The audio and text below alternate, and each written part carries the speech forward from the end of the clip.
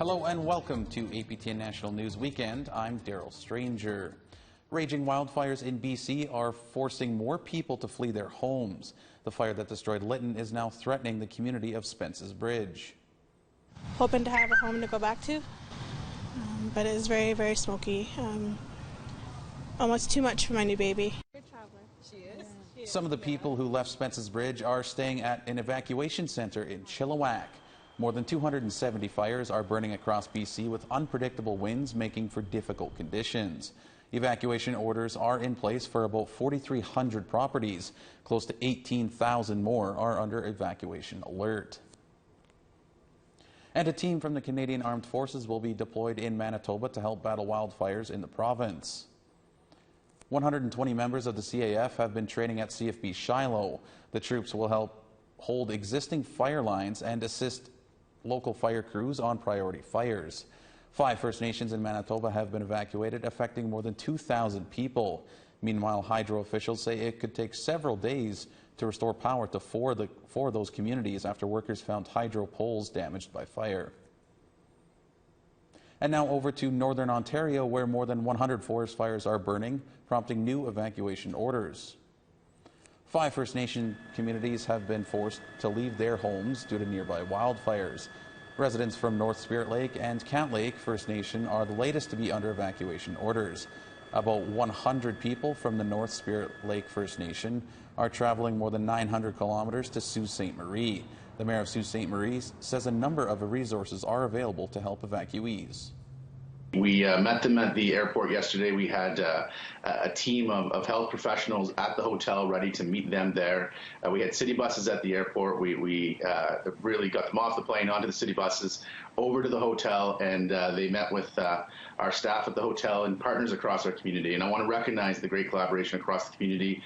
We have really significant support from the healthcare community, from the Indigenous Friendship Center here in Sault Ste. Marie, which is taking a lead role. And I want to recognize Batchewana First Nation and Garden River First Nation, who are also supporting us and participating, making sure that we're doing this properly. There are currently around 150 wildfires burning across the province, many considered out of control. And it was 2 years ago that 7 Métis communities broke away from the Métis Nation of Alberta and formed their own organization, the Alberta Métis Federation. Earlier this week, the Manitoba Métis Federation signed a memorandum of understanding with the new organization. Leaders say the agreement will help the Alberta Métis Federation. APTN's Chris Stewart has more. It's a new type of governance. The press conference was about a new partnership. But lurking in the background is a feud with the Métis Nation of Ontario. Manitoba Métis Federation President David Chartrand says Ontario is admitting communities who aren't Métis. Unanimous 3,000 leaders from all across the province saying one thing very clearly: if Ontario ever brings in those people that are not us into our Métis National Council, into our nation, MMF will relieve himself and leave the MNC. Something that MNC President Clem Chartier says threatens the Métis Nation as a whole. And now we have this great threat from the east, these hundreds of thousands of people that call themselves Métis simply because they have some Indian ancestry. They are not part of our history. They're not part of us. Leaders say a lack of consultation and funds led 7 Métis communities to form the Alberta Métis Federation 2 years ago. But as chairperson Diane Scoville says, the new organization needs funding, which an MOU with the MMF will help with. Our goals are to share resources, energy, and to work together to present a stronger and more united voice on various issues to help the Métis people in Alberta, Manitoba, and elsewhere. Chartrand says the MOU will allow his organization to offer assistance. But it's a hard road. It's a struggling road, especially when you know you have little funds and they have limited funds and they're not getting the support from the Métis Nation of Alberta, so they've got to fend for themselves. But now they have a big government like the Métis Federation and a real government that will sit down and work with them hand in hand to ensure we have the consultants, we have the proper lawyers, we have the proper infrastructure to help them. The deep divide revealed itself over the issue of COVID funding. Chartrand accused the Métis Nation of Alberta of refusing to provide COVID assistance to the Alberta Métis Federation. so his government provided $100,000. And what does this province do? I'm talking about Métis Nation of Alberta. They said, I'm not serving you, you're not our members. You're not in my club. The COVID money is only for my members. That's not what Canada's agreement says. It's for all Métis. So when they did that to your people, that was, to me, criminal in some ways, a human rights infraction in some ways, and I believe you should take them to the Human Rights Tribunal. Métis Nation of Alberta President Audrey Portra disputes Chartrand's claims. Well, first, I think he needs to get his story straight. Of course, we received money from the federal government to provide COVID relief to Métis citizens all across Alberta, and we have done that. And I believe it was because Canada recognized that the MNA is the democratic government for Métis people in Alberta. We have assisted people all across the province, including those 7 communities who were there, those 7 leaders who were there. They weren't necessarily representing the community because our money has gone out to all of our regions. So there's nothing criminal about what we've done. There's nothing about any human rights accusations of what we've done. Chris Stewart, APTN National News, Edmonton. A camp for homeless people in Toronto was forcibly cleared out this week by city workers and Toronto police, but not before a violent clash between police and protesters. And many people are upset with how the situation was handled. Here's that story.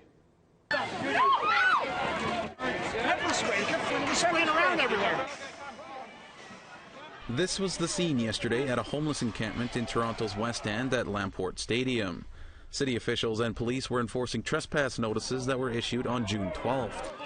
Toronto police said they wanted to be as peaceful as possible and not see anybody get hurt. We did approach this with the least amount of force, spent the better part of the day talking with everybody. Let's move along, let's move along.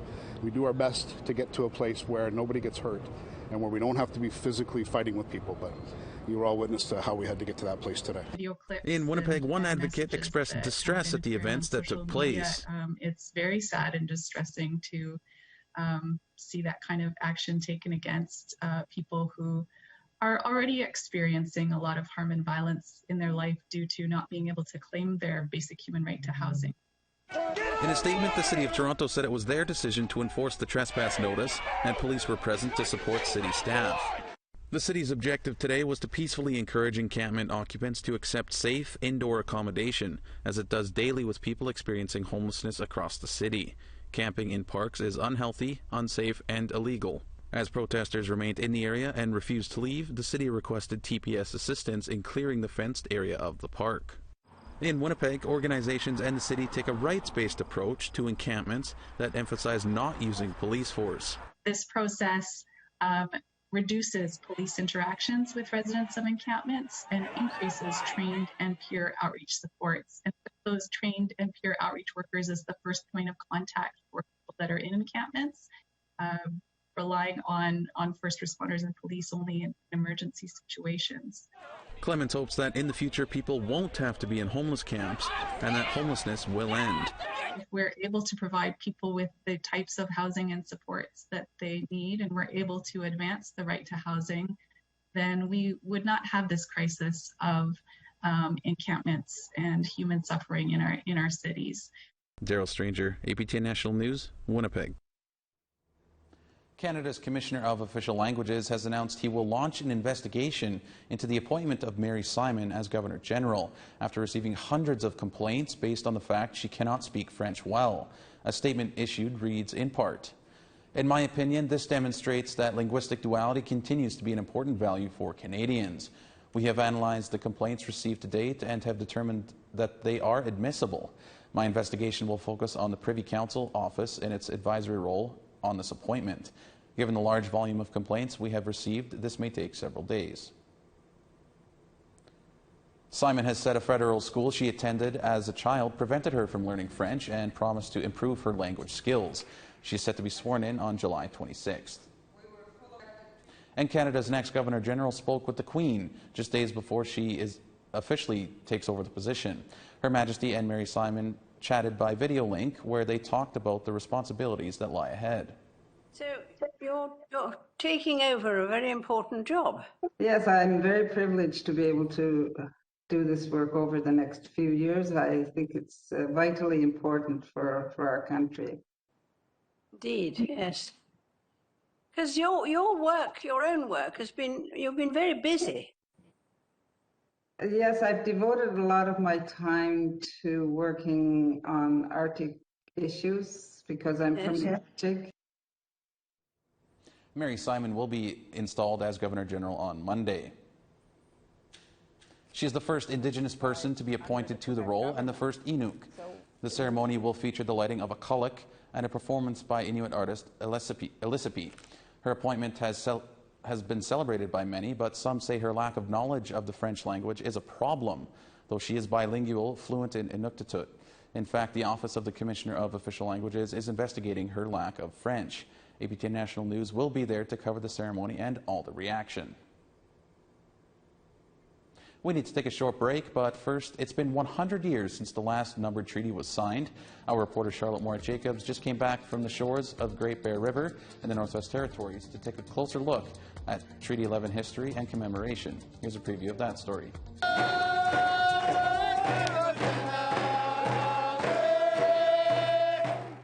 It's a time of reflection and commemoration for the Sotugwetne Dene. A lot of people are already looking to Delaney to mark the historic 100th year anniversary of the signing of Treaty 11. We were there for thousands and thousands of years, like our ancestors are buried all around. Le Maria Trail. This is where he did all his work. Join us as we hear from the people impacted by broken promises from what was supposed to be a nation-to-nation relationship. When the white men come down the river, we're not to war on them. We're supposed to make them feel welcome and come down the river as a friendship. And celebrate the resiliency of Indigenous people who call this land Sa-Ko, home. That's coming up soon on APTN National News.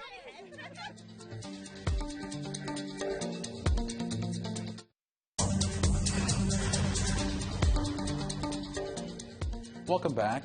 The family of Tanya Brooks is going through another heartache. Brooks was murdered 12 years ago in a still unsolved case. Now they're searching for her sister, Adria Glode. As Angel Moore reports, it has taken them from their Mi'kmaq community in Nova Scotia to Montreal. We haven't talked to her in over 6 days now. I was in contact with her. That's Tamara Glode. She drove from Nova Scotia to Montreal to search for her sister, Adria Glode, who has been missing since July 13th, 2021, handing out this flyer with Adria's description. Garrett Glode is Adria's brother. He stayed in Millbrook First Nation to search for his 37-year-old sister online. He says tips and messages led to the search in Montreal. Adria's last text message led to the family filing a missing persons report. And the last messages that we received was that she was scared, that she was scared, she was terrified, and that if we don't hear from her within 24 hours, that to file a missing persons report. Adria Marie Glode, 37 years old, of Millbrook First Nation, is 5 foot 7 inches tall and around 140 pounds. It's another tragedy for the Glode family. In 2009, Tanya Brooks was murdered. Her body left near a school in Halifax in a case that remains unsolved. Brooks, Adria, Tamara, and Garrett are all siblings. You know, it's a rare thing for a family to go through this one time. You know, unfortunately, this is the second time that, you know, not only myself, but my sister Tamara and Adria and the rest of my sister Tanya Brooks's family have gone through this. So, you know. Glode says his family will keep searching for Adria to come home. You never ever think that your family or loved ones would be in this position, but hopefully wherever she is, she's fine, she's okay, she's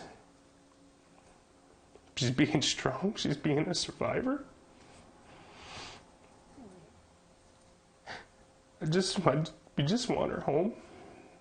Anyone with any information is asked to contact the RCMP in Nova Scotia or Crime Stoppers.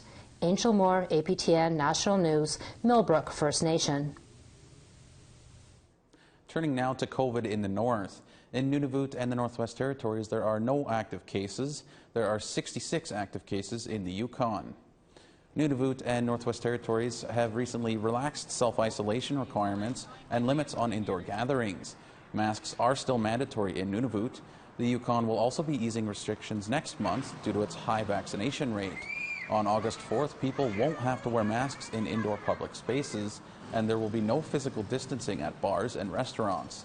There will also be no self-isolation requirements when entering the territory, regardless of vaccination status. That will mean all the remaining restrictions introduced under the Civil Emergency Measures Act will be lifted, and we can truly begin to move on from this life-changing pandemic. A new stunt company in Alberta is working to boost the Indigenous representation of stunt actors in the entertainment industry. Stunt Nations has launched workshops that are drawing youth from all over the country. Tamara Pimentel has this story. These Indigenous youth are preparing to be stunt actors. Go ahead. Good job. Andrea Kay from Sakamay First Nation in Saskatchewan says she didn't have a lot of experience with horses before learning to fall off of one. A couple of falls there, I scratched up my elbow and my knee pretty bad. I never pictured that I would get into stunts. When I found out Marty was having this, I was determined to do it. So. Marty Wildman from Stoney Dakota Nation, along with Nathaniel Arkand, are the stuntmen behind this workshop through their company, Stunt Nations. The pair recently worked on the Netflix series Outlander. Wildman says over a dozen Indigenous youth from across the country traveled to Cochrane, Alberta to take this course and to build Indigenous representation in the industry. In one of the productions that are happening now, one of the comments that were made was that we'd have to paint people red because there's not enough First Nations stunt actors in Alberta or Canada. But I think we've proven that wrong. Here, students learn basic skills of being a stunt actor, which can be added to their resume for future contracts. As Indigenous folks, you know, our knowledge is to share. It's not for us to keep. So when the kids left and stuff, I told them all share our knowledge. The more Indigenous people that come out is a good thing because, you know, it shows how much interest there is and how much we want to get back to that authenticity of different roles. Bang. Wildman says the course was a hit and could be continuing at the end of August or early September. Tamara Pimentel, APTN National News, Calgary. A recently certified electrician is hoping to forge a path for other women in trades and will be bringing her new skills home to help build new infrastructure. Beverly Andrews brings us the story. I'm going to bring 3 here, and then I'm going to come back up. I'm going to red them together. Just over a year ago, Nikki Muswagon from Cross Lake First Nation had no idea how to wire up a house. I didn't know anything. I didn't know anything about the material, like what material was called, how to wire anything, and how to read, especially how to read the code book. She recently graduated from the Electrical Applications Program at the Manitoba Institute of Trades and Technology. I decided to go into electrical work is because I'm really good with my hands, and before, I went to university and I really didn't know what I wanted to do at the time. I went to, I was going to go into medicine for the health center. Exactly why I went for that was to become a doctor, to work in the health center. But I realized when I was in school that that wasn't really what I wanted to do. So I was more of a hands-on person. While I was in university, that's what I learned. And I thought, being in a trade, I wanted to go for it, you know. I just thought, why not? The trades is still male-dominated. Nikki was one of only 4 women in her class. But that didn't hold her back. She carried on with her studies, learned the material, and graduated with new skills and new friends. The women, we really had to prove ourselves, that we were capable of being in the program. Out of the 40 guys, 2 of them were Indigenous, which was One was my brother and the other one was our good friend Johnny. And, we kind of came together and really supported each other the way I was with the women. Nikki and her brother Meekwan will both be working on their first project this summer, building a new health center in her community. It's like nothing that I've known like any other women in Cossack to do. So I just thought like me going for it would be a stepping stone for other women to go into it. Nikki hopes others are encouraged to follow her chosen career path, no matter how inaccessible it might seem. Face your fears, and nothing's ever impossible, like as long as you put your mind to it. Beverly Andrews, APTN National News, Winnipeg. Join Melissa Ridgen this fall on the new season of In Focus, as she'll catch up with Nikki, see how the new health center is coming along, and talk everything about women in trades. And we need to take one more break, but still to come, an Indigenous potato chip company in Manitoba has signed a major deal. Details next.